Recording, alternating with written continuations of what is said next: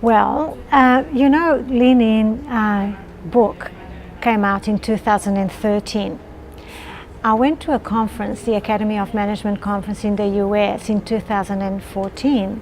And at that conference, my co-author and colleague, Savita Kumra, commented on how surprised we were that in just about every single session, people were bringing in Lean In into the discussion.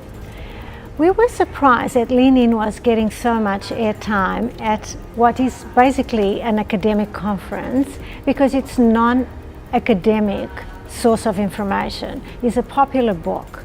We were also surprised at how popular this book is. By then it had sold thousands of copies. Why is it resonating with so many women when the focus is on women, on fixing the women? And we as researchers are decades ahead of that fix the women kind of approach to solve this scarcity of women in leadership problem. The paper is divided into about 3 parts. In the first part, we compare and contrast the research literature with popular literature. So we do that by going back 50 years. We cover research between 1967 to about 2016. And in doing so, we actually identified 3 periods in the literature. We found 3 distinct periods in the 5 decades that we looked at. The first decade we called the Fix the Women period. The second we called the Fix the Organization period because there was an increasing focus on what organizations were doing to remove barriers to women's advancement.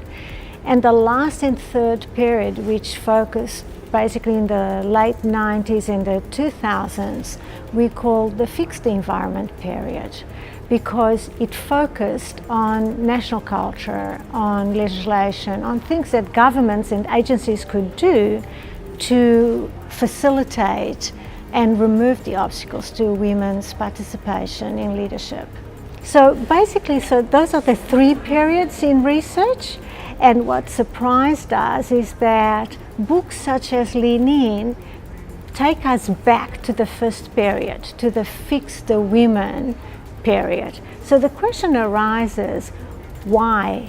Why is it resonating with women and men if it's taking us back decades? The surprising thing is that it's resonating with women more so than with men. Men traditionally had a greater tendency to ascribe women's slower advancement in management to women.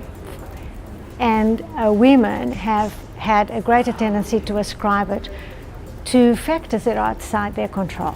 We concluded that the reason for that is because they provide information to women and they empower women to take control of their own lives. They give women hope, they offer hope that there is something that they can do that is going to change the status quo. The next question then arises is, so is individual action really going to change the status quo?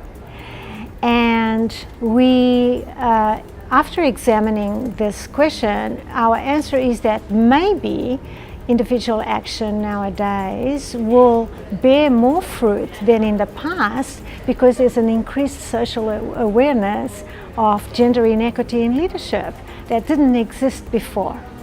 However, we caution that individual action alone is not going to remove women's barriers to advancement. Organizations, people in general, and governments, society will also have to contribute to solving this conundrum that we have been working on for about, for half a century.